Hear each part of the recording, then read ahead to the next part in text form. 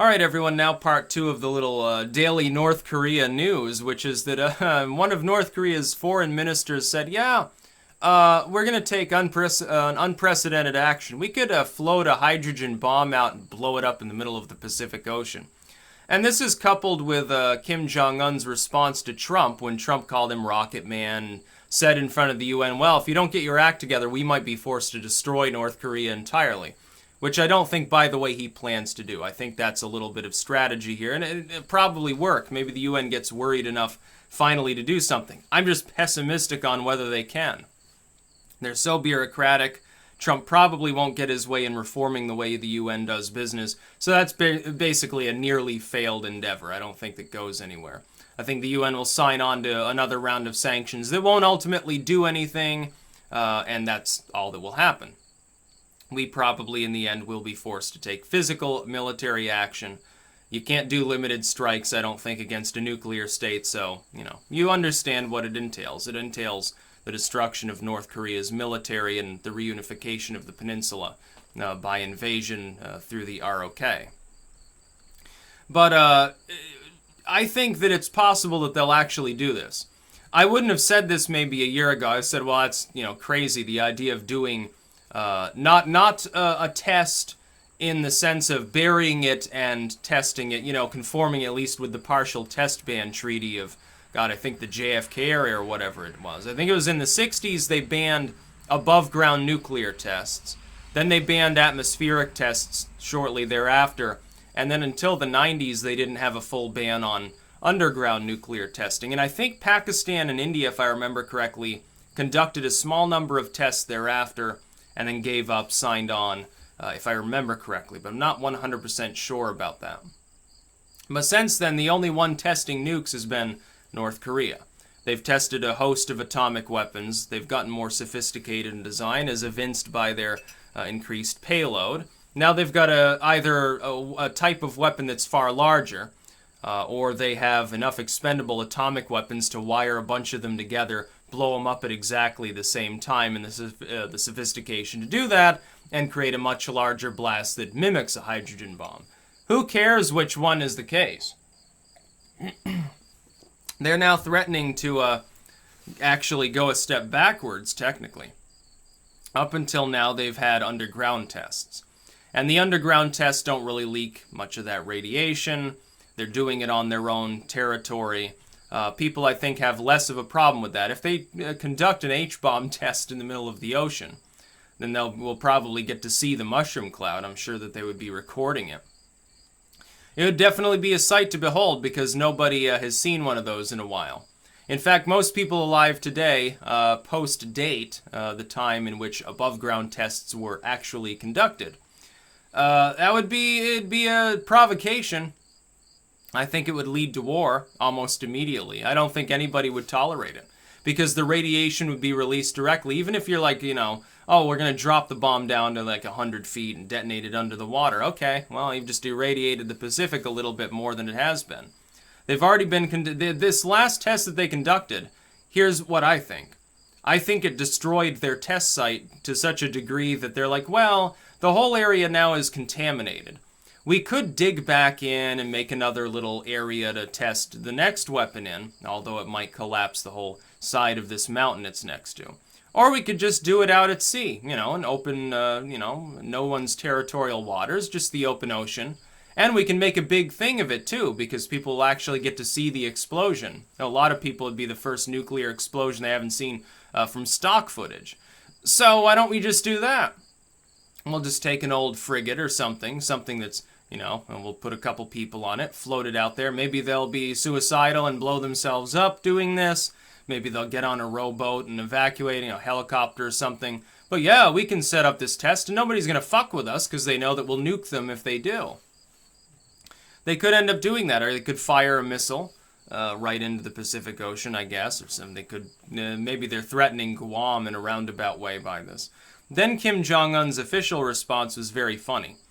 Because he's like, oh, Trump is deranged, he's like a barking dog. Then he called him a dotard, or dotard. I've heard it pronounced both ways. I'm not going to get into that. People always mess with my pronunciations regardless, because I have like the Connecticut River Valley style accent, so it doesn't mean anything. I'm sure that a lot of people had to scramble for their dictionaries in order to understand what that meant. Some people on the left too, they're like, oh, this is hilarious, ha ha ha ha, Trump is senile.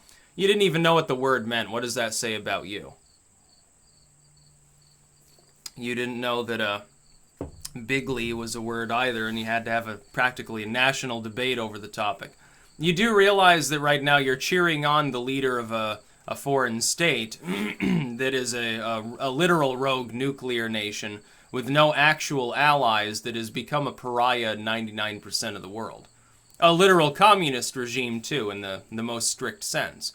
One that repeatedly threatens to, annihilate several tens of millions of people with nuclear warfare.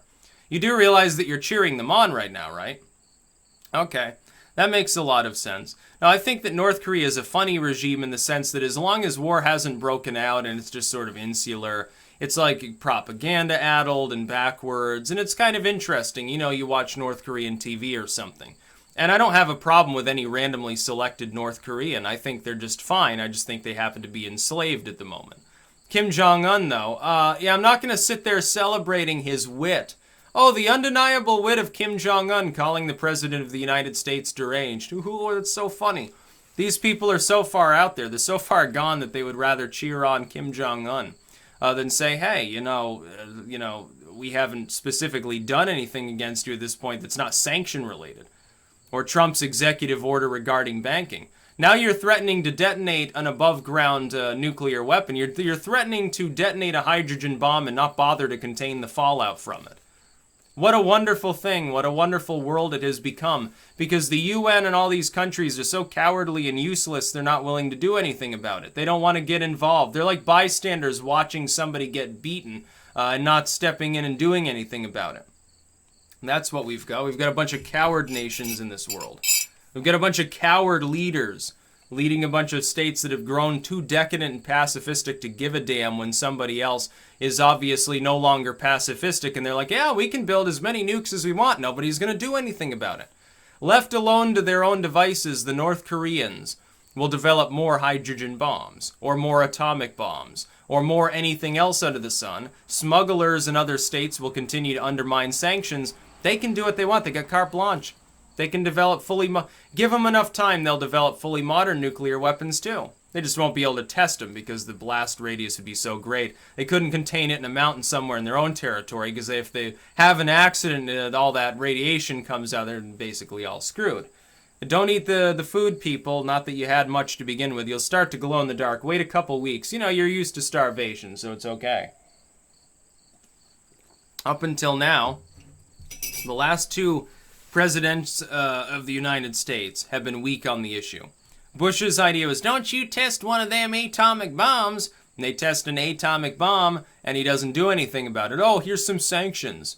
We ignored the UN on Iraq because we were so dead set on ousting Saddam Hussein, but we're not willing to get involved in North Korea where there's an actual atomic threat. Screw yous all. We're going after the oil. Ha ha, says George W. Oh, don't worry, the North Korean regime will collapse on its own, says Obama. Sanctions are fine. Why trust the UN's judgment? I want to get involved in Syria where we're not being directly threatened, but screw our Asian allies, we're not getting involved in that scary North Korea stuff. And then before that we had Bubba Bill. Bubba Bill's the source of their nuclear program. He gave them their original starting capabilities to allow them to create the material from which those atomic weapons were made. What more need we say? We've had 3 inept administrations in a row. None of them wanted to confront the issue because they're like, well, it'll be bad for my approval if the United States ends up with an atomic bomb dropped on Anchorage, or if Tokyo gets hit with chemical weapons. Yeah, it'll probably be bad for your approval. But it's going to be far worse for your approval when one of these nations gets completely flatlined because North Korea has a couple dozen H-bombs. And they'll use them too. They don't have any respect for the test ban treaty. They're talking about scrapping even the partial test ban treaty that they technically were conforming to, without signing it, of course, and doing a test out in the open, like loading it onto a boat, just blowing it up out in the ocean. What more need we say here? there's nothing more to actually be done other than to strike the North Korean regime. Some people call you a warmonger if you say that. It's not warmongering. They threaten war on a regular basis with South Korea and now Japan too. Oh, Japan doesn't need to be here anymore. You know, they scrapped their pacifism doctrine because they're fucking worried about their now nuclear neighbor. And the North Korean response is, well, we'll just nuke you too. They're threatening to unleash nuclear reprisal on non-nuclear states. Even at its worst logical extent, if we were to nuke North Korea, at least it would be nuking a state that itself had a nuclear deterrent. It wouldn't be some helpless, it wouldn't be like dropping a nuclear weapon on Damascus. It's not the same thing. I would call what North Korea is suggesting, now openly, more butcherous, more warmongering. Yeah, more warmongering than the United States. That's difficult to achieve. Russia and China haven't achieved that threshold, despite the fact that there are some hardline parties there that urge them to do so. I know that there are some Russian nationalists who are like, oh, we should build more nukes. We need to get back on a war footing. Oh, our military has become too weak. There's some Chinese, like hardline communists. They're like, oh, we should rip apart our neighbors, just take them over. Screw, we're going to invade Vietnam. We're going to invade Korea. We're going to, Taiwan is ours. Oh, yeah, how dare you say that it's sovereign? Within the United States, it's more like, oh, we've got a united federal policy, and usually it's proxy war related. North Korea goes beyond that. They say, we're going to nuke you, we're going to nuke you, we're going to test nukes above ground, screw your test ban treaty, we're going to get a hydrogen bomb, it's great. And some people talk about Gaddafi, they're like, well, Gaddafi scaled down his WMD intent and got invaded for it. Well, no, that was a Clintonian foreign policy that related to economics. Venezuela might go down that route, which would be sad. No, I don't think we should get involved there either. And I'm anti-war in these other theories. Venezuela doesn't have nuclear weapons. Saddam didn't have nuclear weapons. Syria, Gaddafi didn't have nuclear weapons. The Yemeni, the Houthi rebels don't have nuclear weapons. There's only one nation that does and is actually openly threatening any of our allies. It's North Korea. It's the only spot in the world we should be focused on in a military manner right now. Now, Kim is getting a standing ovation by people who really hate Trump, which doesn't make too much sense to me. You might want to study up on what living in North Korea is like, what it entails. Now they're threatening to test another hydrogen bomb. They probably will. And then if we can actually see the cloud from it, we can confirm whether it's an H-bomb or not. It might be mildly helpful from a military standpoint if they do test one in the open. We can look at the footage and determine exactly what was tested. Whether it was just a bundle of a bunch of atomic bombs or whether indeed, after all, now we can confirm, yeah, they've got something more sophisticated and far more dangerous. Something that, you only need one or two of them to wipe out most of the population of South Korea, as opposed to needing dozens of atomic warheads to do the same thing. That's about all. Peace out.